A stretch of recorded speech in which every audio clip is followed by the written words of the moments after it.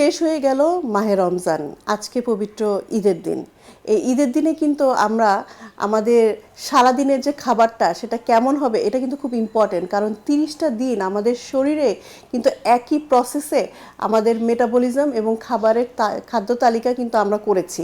হঠাৎ করে যখন সকালের খাবারটা শুরু হয় ঈদের দিনে, তখন কিন্তু আমাদের অনেক আয়োজন থাকে এবং এই আয়োজনটা কখন আমাদের জন্য স্বাস্থ্যকর হবে সেই বিষয়টি নিয়ে আজকে কথা বলবো আমি পুষ্টিবিদ ইরশাদ জাহান। খেয়াল রাখতে হবে যে যেহেতু 30টা দিন আমরা হচ্ছে গিয়ে প্রায় 14 থেকে 15 ঘন্টা ফাস্টিংয়ে ছিলাম, তো ঈদের দিন প্রথমে উঠেই যদি আমরা খুব তেলে ভাজা যে পরোটা আছে, লুচি আছে, এরকম তৈলাক্ত খাবার দিয়ে শুরু করি, তখনই কিন্তু আমার বডি কনফিউজড হয়ে যাবে যে এটা কি শুরু হলো।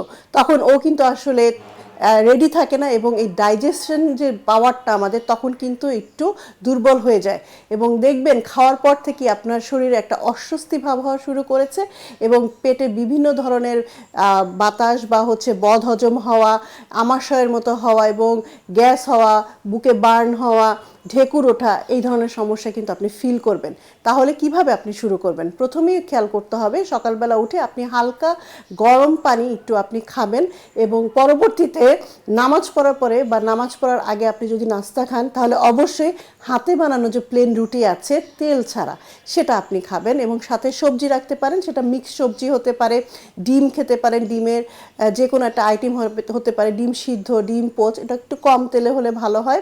আমরা কিন্তু অনেক সময় একদম গরু বা খাসির কলিজা বা মাংস ভুনা সেটা দিয়ে শুরু করি, এরকম অতিরিক্ত তেল মশলা দিয়ে শুরুটা না করাই ভালো। এবং সাথে কিন্তু আপনি অনেকে আমাদের চা কফি খাওয়ার কিন্তু অভ্যাস থাকে, এটা কিন্তু সাথে সাথেই করা যাবে না। আপনি নামাজ পড়ে এসে আপনি আধা ঘন্টার একটা গ্যাপ দিয়ে কিন্তু চা খাবেন বা কফি খাবেন, কারণ হচ্ছে গিয়ে এই যে আমরা নাস্তাটা খেলাম এখান থেকে যে পুষ্টিটা আমাদের বডিতে আসবে, সাথে সাথে চায়ের যে ক্যাফেইনটা আছে এই ক্যাফেইনটা খেলে আমাদের আয়রন এবং অন্যান্য যে নিউট্রিশনটা আছে সেটা শোষণ হতে বাধা দেয়।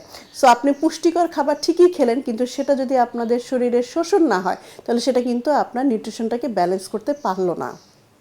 এরপর আমরা 11টা থেকে 11:30টার মধ্যে কিন্তু যে কোনো একটা ফল খেতে পারি।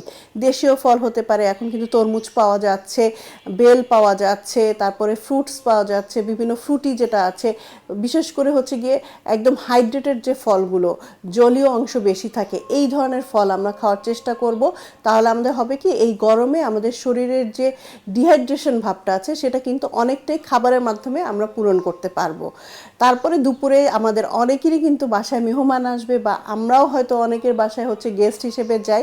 খাবার সিলেকশনটা যেহেতু পোলাও আমাদের থাকবেই, খিচুড়ি আমাদের থাকবেই, যেহেতু আমাদের একটা উৎসবের দিন, খাবো আমরা অবশ্যই, কিন্তু এটার সাথে কি কি খাবো আপনি খেয়াল করবেন যে যেহেতু এই ধরনের খাবারগুলো ম্যাক্সিমামই কিন্তু ঘি বা অতিরিক্ত তেল দিয়ে কিন্তু রান্না করা হয়, আপনি রাইসটা খাবেন। আপনার ওজন বা আপনার যদি শারীরিক কোনো সমস্যা না থাকে তাহলে কিন্তু আপনি মোটামুটি 1 প্লেট থেকে 1.5 প্লেট খেতে পারবেন, কিন্তু যাদের আসলে পেটের বিভিন্ন সমস্যা আছে তারা কিন্তু এই রাইস অংশটা একটু কম খাবেন।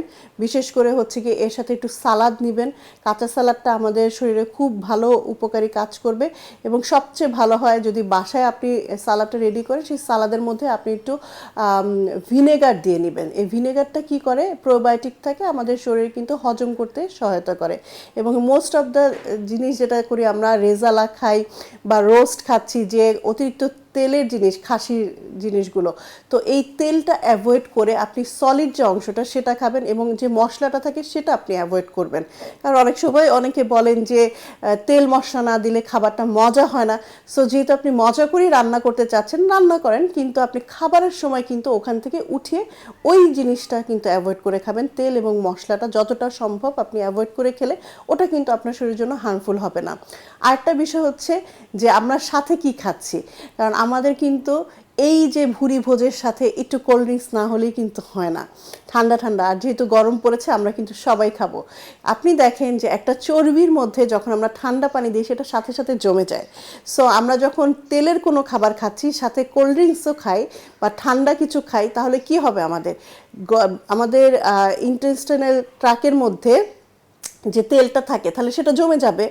সো এইটা করা যাবে না। আপনাকে যেটা করতে হবে, আপনি বোরহানি খেতে পারেন বা মাঠা খেতে পারেন। এইরকম দেশীয় যে ড্রিঙ্কসগুলো আছে সেগুলো ঘরে বানানো যদি হয়, বা মিন্ট লেমনেড বানিয়ে আপনি খেতে পারেন, সেটা কিন্তু আমাদের শরীরের জন্য অনেক উপকারী। আপনার ডাইজেশনে যেমন হেল্প করবে, তেমন হচ্ছে যে তেলের খাবারগুলো আপনি খাচ্ছেন তো ওটাও কিন্তু আপনার শরীরে আসলে খুব বেশি হার্মফুল হবে না। সো এভাবে আপনি মেনুটা সিলেক্ট করবেন, এবং ডেজার্ট তো অবশ্যই আমাদের সাথে থাকে। ডেজার্ট খেতে পারবেন, কিন্তু খুব অতিরিক্ত পরিমাণে যাতে না হয়, যেহেতু একটা হাই ক্যালোরি খাবার খেয়েছেন, এখান থেকে অনেক বেশি সুগার আপনার বডিতে চলে আসবে।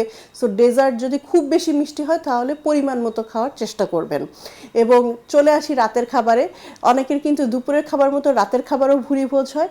সো এই জায়গাটায় একটু যদি আমরা হচ্ছে গিয়ে প্লেন খাবার খেতে পারি, মানে সাদা ভাত খেতে পারি, তাহলে হয় কি আমাদের শরীরের যে ডাইজেশন পাওয়ারটা, একই দিনের মধ্যে আপনি অনেক বেশি খাবারের চাপ দিয়ে ফেলছেন হজম করার জন্য, তাহলে সে কিন্তু একটু রেস্ট পাবে এবং আমাদের শরীরে কিন্তু অস্বস্তি হবে না। কারণ এই যে আপনি ঈদের দিন সারাদিন যে খাবারটা খাচ্ছেন, এটার ফল কিন্তু পরদিন থেকে শুরু হয়ে যাবে। হ্যাঁ, সো আপনার যদি শারীরিক কোনো ধরনের সমস্যা ছাড়াই ঈদের দিনের মেনু আপনি জানতে চান, সকাল থেকে যেটা আমি বললাম এভাবে যদি আপনি খেয়ে যান, এবং রাতে ঘুমানোর মিনিমাম 2 ঘন্টা আপনি কিন্তু রাতের খাবারটা শেষ করবেন। এবং ঘুমাতে যাওয়ার সময় যদি খুব বেশি ক্ষুধা লাগে, সেক্ষেত্রে কিন্তু আপনি 1 চামচ ইসবগুল খেতে পারেন, একটু কালো জিরা গুঁড়ো যেটা আছে, বা কালো জিরা হাফ চামচ মুখে দিয়ে একটু চিবিয়ে খেতে পারেন। এগুলো হবে কি আপনার সারাদিনের যে খাবারগুলো আছে একটু ডাইজেশনে হেল্প করবে, এবং আপনার ঘুমাতে যাওয়ার সময় অস্বস্তি ফিলটা হবে না। যাদের গ্যাসের প্রবলেম হয় তারা কিন্তু অনেকটাই রিলিফ পাবেন।